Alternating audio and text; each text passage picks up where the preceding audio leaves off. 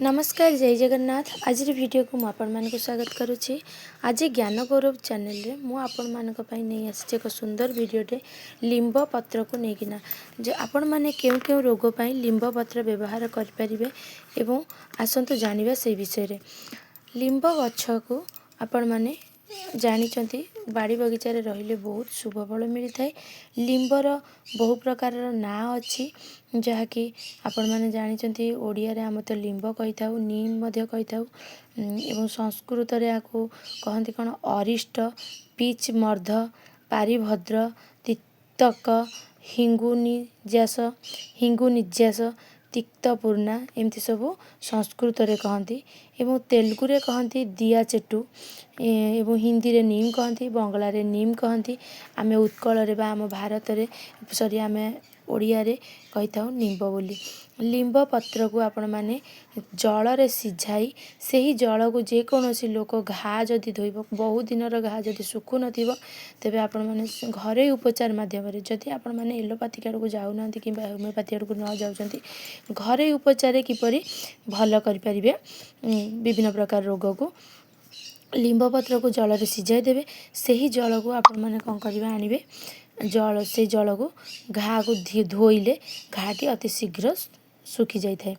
आ गोटे 2 number tips है limb पत्र केते गुड़िया आनिबो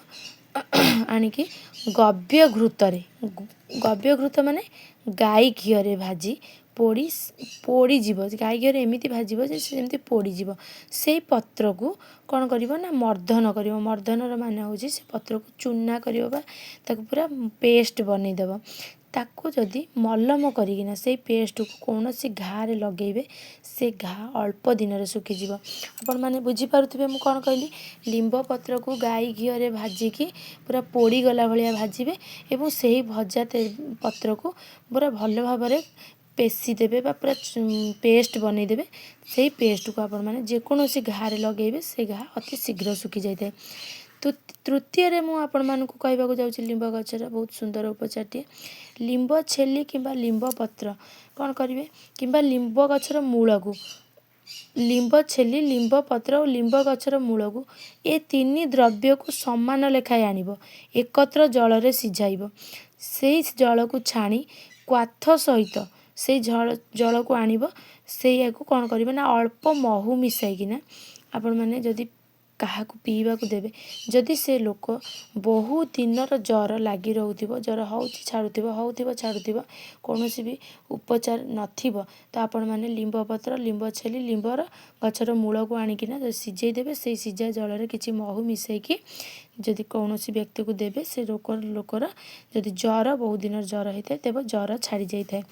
लिंब चतुर्थ रे है लिंब मंजी बाहर करा जाइथिबा तेल को लिंब तेल कहती यही तेल को जदि कौन क्षत स्थान रे लगाइबे